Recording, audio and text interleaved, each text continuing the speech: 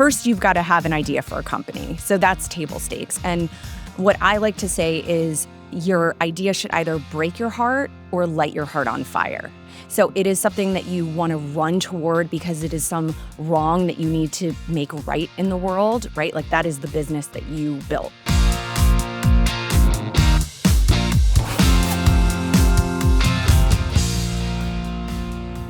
Howdy, y'all. I'm Elizabeth Gore. Welcome to The Big Idea from Yahoo Finance, the show that navigates the world of small business and entrepreneurship. All businesses start with one light bulb moment, and I'm going to take you on a journey with America's entrepreneurs. As the co-founder of the small business funding platform Hello Alice, it has always been my mission to help ensure entrepreneurs have the tools they need to live the American dream. We're going to get between the spreadsheets with these operators to flow from their smallest failures to their biggest successes. So let's cowboy up. Today's big idea question, ironically, is how do I find my big idea? Our industry focus will be entrepreneurship. Joining me today is one of the most savvy entrepreneurs I know, Kathleen Griffith. Kathleen is the founder of Build, a brand consulting firm that has managed over $500 million in marketing and generated over $1 billion on behalf of their clients. She's the best-selling author of Build Like a Woman and co-host of the podcast, The Unshakables. Kathleen is such a pro at providing insight and advice to small business owners, so there's no one else I'd rather help answer the question, how do I find my big idea? Let's talk to Kathleen. Kathleen, you're here. I know you. What? I know you. 15 years? I know, maybe something like more. I don't know. You said earlier you were the UN Elizabeth back then. I thought that was really funny. That was like a lot of lifetimes ago for you, right? Right? Yeah. Author, entrepreneur, business owner, speaker, podcaster now. You worked in some big companies and some big agencies. Yeah. And then tell me about that moment when you said, I'm going to build my own thing. This is my big idea. Because you were killing it. I mean, you were perceived to have been killing it. But tell me how that happened. I want people to hear your story because it's pretty unique. My dad is still white knuckling it to this day. To this day, all these years later. You know, yeah. He's like, wait, you're making so much money. I think I called him. Yeah, I was like, I'm in Time Magazine, Dad. He's like, I don't know if this is going to work out. We'll see. Where's your health insurance? Yeah. But it was so, again, facade, great. Everything on paper, great, top of this 2,000-person ad agency, the title, the romantic partner, the home, all the things. And I just remember this one day where I just broke down. Like it was one of those just seminal breakdown moments that I think create a lot of beautiful things in life.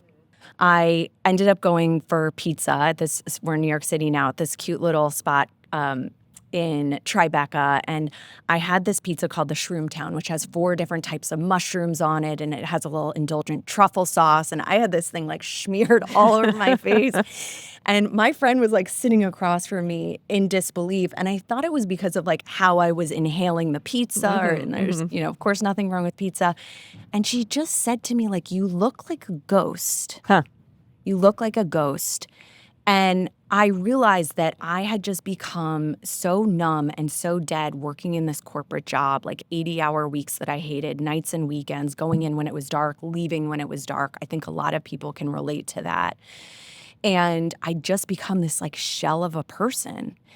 And so I walked home that night, and it was one of those rainy nights in New York City where like the pavement is glistening, from the rain that's fallen. And I walked 40 some odd blocks. And the week before, I had been to this seminar with this woman by the name of Tama Keeves. And she said to me something that just reverberated in my head, which is, if you are this successful doing what you don't love, imagine how successful you'd be doing what you do love. I mean, come on. Mic drop. Right? It still gives me chills. It's interesting, though, that you heard it a few months prior You might have heard it, but you didn't quite listen to it. Is that a fair statement? Yeah, I'd threaded through. Yeah, isn't that Interesting. amazing? Yeah. That like, I think the teacher appears when you're ready, and sometimes, that's obviously a quote I did not make up, but this teacher had been kind of looming in the background for quite some time, but she didn't pull through until this moment where I was having this breakdown and really just I knew in my bones I needed to leave at that point and bet on myself. There was a statistic, or I'm making it up, but it at one point was that 2/3 of women in corporate America want to start their own business. And I just feel like if that's such an indicative quote for particularly women of look how awesome you're doing, and it's not even what your heart and your soul is telling you to do. Can you imagine? And it was so awesome to watch you suddenly decide, you know what, I'm going to build my own business, by the way, called Build. And tell me that story. There was this, so I did I started my own business, which was a consulting business, did that for 10 years. We were wildly successful. So generated over $500 million in For the 10 world's years. biggest brands. Yeah, for the Nikes of the world, Right, the Verizons right, of the world, like right. the biggest Fortune 100 companies. And I had this moment where I looked at my life and it was like magnificent. You have agency and autonomy and financial freedom and all of these things I knew I would not have had I not built that company and left corporate and made the leap. And so that was really the genesis for Build was, there are a lot of builders out there, a lot of women who want to do different things, women with vision who want to daily step into realizing that vision. And let me just create a place and space for other women like me who want to go do that. I think the coolest thing is you call me and you're like, love your Big Ideas show. Do you know I have a whole chapter in my book called The Big Idea? Yeah. And it dawned on me that we haven't actually talked through on the show, and that's our question today is, how do you find the big idea? So tell us, break your chapter down. Yeah. So if you first you've got to have an idea for a company. So that's table stakes. And what I like to say is your idea should either break your heart or light your heart on fire. So it is something that you want to run toward because it is some wrong that you need to make right in the world, right? Like that is the business that you built, I would say. Right. Or it's something that just like lights your heart on fire that you want to run toward because, and one of the great litmus tests as you run through that process is you'll see that you're either going to get giddy hand clapping and people are thrilled with what you're doing. You're going to get hateration too. People are going to be booing and scoffing at what you do. Pause. Hateration. I think that just Did you dated just make me. that I up? just sounded Or really is that old. a thing? I don't think so. It I is think now. I sound really old. Hashtag hateration. Okay, keep so going. that's step one. So you need a business idea. And I always say like that is the best. The heart knows what we can, I think that's especially a place women create from. I think you can look at all the white space in the world and, do SWOT analysis up the wazoo, but like your heart knows. It's about this. Some entrepreneurs have a zillion ideas. My co-founder is one of those, a zillion ideas. How do I focus in on one? Having too many ideas is one of the biggest problems in the world. And it creates fragmentation of time, money, resources. It ain't a good idea. So I would say just pick the one thing that you think is going to be the greatest driver for your business in the short term and then run it like an experiment for the next 90 days, see if it works. You can then move on to the next bright, shiny object. It'll be there for you. 90-day trial. Okay. Then you've got to create a brand strategy. So there's really kind of 3 steps to creating a brand. And a brand is really, why you exist in the world. So it's what takes you out of being a commodity or a product. And so you tend to have a brand mission, you have a brand strategy or a positioning, and then you've got the big idea, which is a brand campaign. And so that's really just a one-liner. And when I tell people to think about brand campaigns or big ideas, it's funny when you're a small business owner, they think it's a luxury. Interesting. I don't need to do that. That's what the big brands do. Do they think it's a luxury because of time, or money, or what is the reticence there? I think it seems too big to take a big position when you're just starting out. So what a big idea requires, to give you some analogs, it's like Nike's Just Do It, right? We're all familiar with that. Or Apple's Think Different.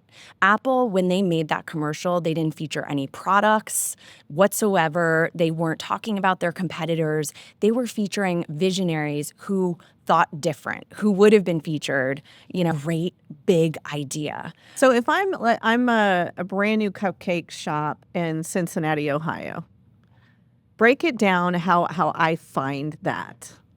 So it's a messy process. I think when I started out, I thought it was going to be like The Devil Wears Prada, and Meryl Streep's characers in there. Right. And someone just trots in So mood concise. boards. Yes, yes. A Scares territory, everyone. A, B, or C. I'll think that. But once you know what your brand mission is and what you're solving for in the world, your big idea is just really that catchy one-liner. So how do we encapsulate that in a way for customers that make them feel something? Again, going back to the emotional component. And so the best way to do that, if you've got no team, no money, it's like get into a room with some colored markers, a whiteboard, start writing down one-liners that speak to you, that you think signal what you represent in the world, your kind of rallying cry, this movement you want to create, and then go ask friends and family for feedback. All right, Miss Kathleen, hold that thought. We got to go to a quick break on the big idea.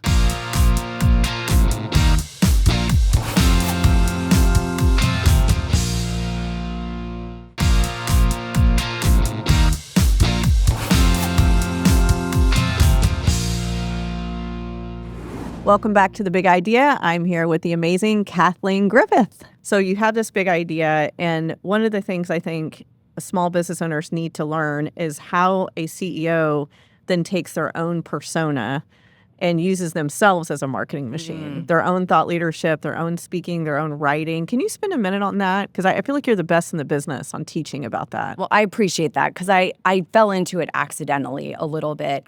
And then you start to come across the data, which is for early stage companies, they grow 2x faster if the founder is in the media. Really? So wow, that is like a demonstrable impact on your business. And can media also mean social media? It can mean your own thing? Exactly. Okay. Whatever mediums you're comfortable CNN. with, Yeah. right? Okay. It could be a newsletter, Okay. right? Wherever you're comfortable kind of expressing yourself. And it's because 82% of customers trust a brand more when they know the founder. Wow. So Okay. there's just this trust, right? Like, I now know you. I want to follow you. I know your likes and dislikes and your preferences. So for someone who's used to being behind the scenes, like I was a grinder. I love like rolling up my sleeves, no one knowing me, doing the work. It's an adjustment to really step out into the limelight, but it is what helps your brand go further faster. Well, you broke down the big idea campaign steps. What would be just very simple steps for a small business owner to step into the limelight? Let's just stick with our little shop, our little cupcake shop. Yeah. So if you're a cupcake owner, I would really write down the top 3 mediums that you're comfortable operating in. So are you more of a verbal communicator? Are you more of a written communicator? How do you like to engage with people? What makes you feel comfortable? And then really work on starting to produce 3 different things that you can put out into the world, whether it's a podcast or newsletter or ongoing social media, like a little content series, for people to start to get to know you. But here's the thing that I think is really important. I was thinking about this coming in here. There's a lot of pressure to also then put on this glossy facade once you are out in the world and in the media, like everything is perfect. And that puts a ton of pressure on a founder. And I experience that all the time. And so I really had to get real with and honest about how much I wanted to even show up on camera with makeup on. Right. A lot of the times I'm doing social media, I have a baseball hat on, no makeup, and I'm just walking through my neighborhood. That's what made me feel comfortable. Your friend Rebecca Minkoff was on the show recently, and she said something that blew my mind. She said, you don't have to show everyone everything on social. but what you choose to show, just be authentic. And I That thought that is was the best such advice. a good point. Right? Like, you need to sit down. I would say that's another great exercise is think about your boundaries. Like, I'm not going to show my motherhood journey. Like, that is private to me, I'm not going to show my 'Cause it's a personal mess, too. relationship, Yeah. right? Yeah. Right. Yeah. But whatever it might be that are like these sacred private spaces that you want to keep private and sacred, that's okay. Is a way to filter that. Like Carolyn and I there's so many things we could stand up for in the world, and my co-founder and I, and we really focus it on our Hello Alice is a small business. Yeah. So if we stand for something, we make sure it's in that lane. Mm-hmm. Is that a way to kind of filter through how you're showing up? Does it relate to the business? Is that a way to think about it, or? I think that's a great starting point. Okay. So first, it's what am I going to be a subject matter expert in? And usually it's the category you're operating in. So small business or entrepreneurship is like a great swim lane for you to be an expert in because that's what your business is also based in. So I think that is absolutely a smart starting point. And then, if I decide as things are starting to pick up, Yeah. you built this company that has worked from everyone from Ava Longoria to Reese Witherspoon to these big brands. When should I bring in an expert? An idea of spending that money to bring in someone to really help me think this through. An expert in personal branding or even the big idea campaign.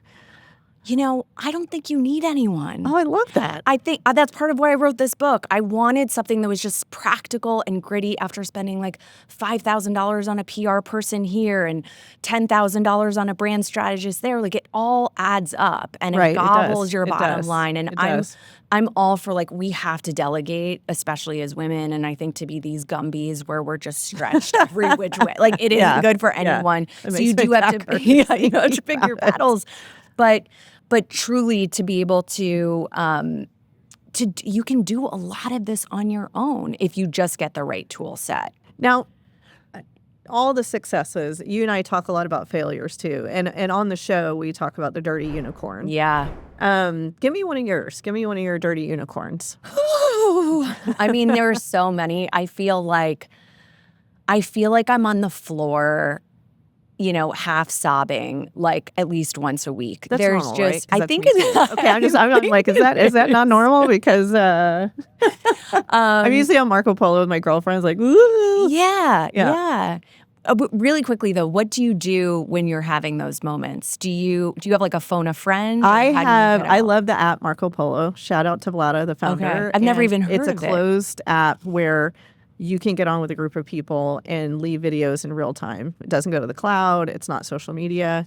And so I'm blessed to have incredible girlfriends. So those moments are like, whoop, get that phone open. And then they'll respond when they can, in the next 2 days. And that is like this live counseling. But I'm interviewing you. Okay, we're back. What's your dirty unicorn? My dirty unicorn was 3 weeks before I was supposed to get married. Okay.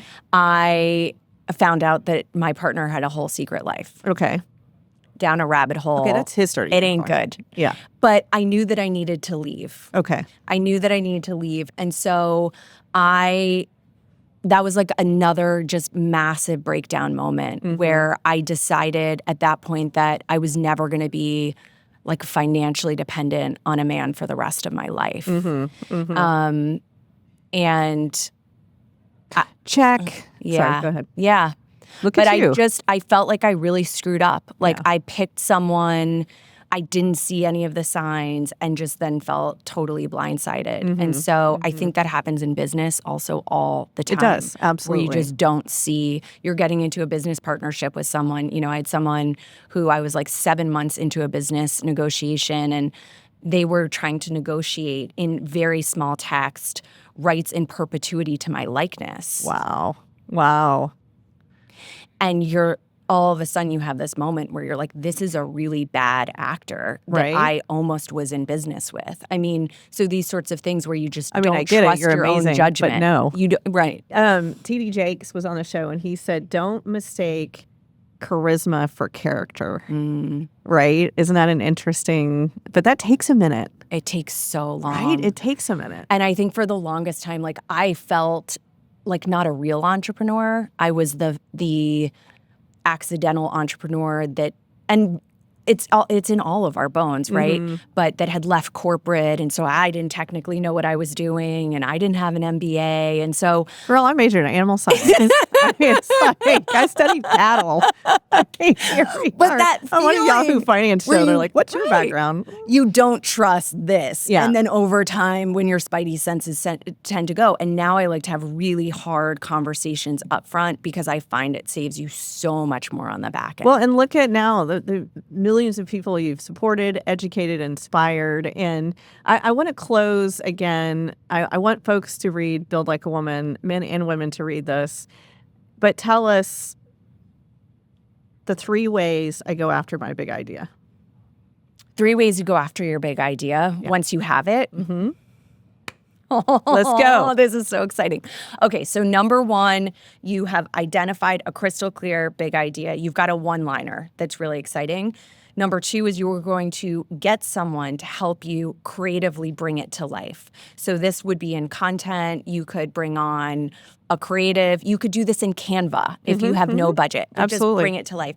And then I want you to mark it on your calendar. That's step 3. And make a lot of noise about it in the market as if it is this really big deal for your business. Because it's amazing. People remember, when you cannot outspend, when you cannot outshout, when you cannot do any of those things, you have to outsmart the market. Amazing. And people remember when you make a lot of noise. They don't necessarily remember what it was about, but they remember worked. that you made noise. Yeah. Kathleen, you are a blessing. I am so proud of you. I admire you so much. Thank you for coming on the show. Thanks for having and me. teaching the big idea how to do a big idea. You're the best. Thank you, babe.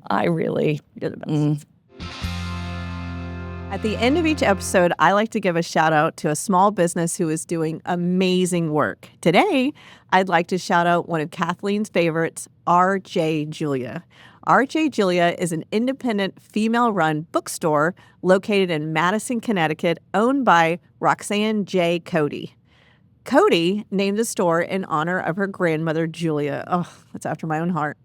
And wanted to create a bookstore that was a place of inspiration, information, and excitement. Check them out at rjjulia.com.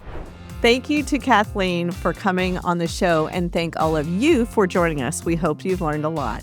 This has been The Big Idea from Yahoo Finance. Please make sure to scan the QR code below to follow Yahoo Finance podcasts, or check us out at The Big Idea wherever you get your podcasts. You can also say howdy to me on all my social channels at Elizabeth Gore USA. I'm Elizabeth Gore, and as my grandmother always used to say, hold your head up high and give them hell. See you next time.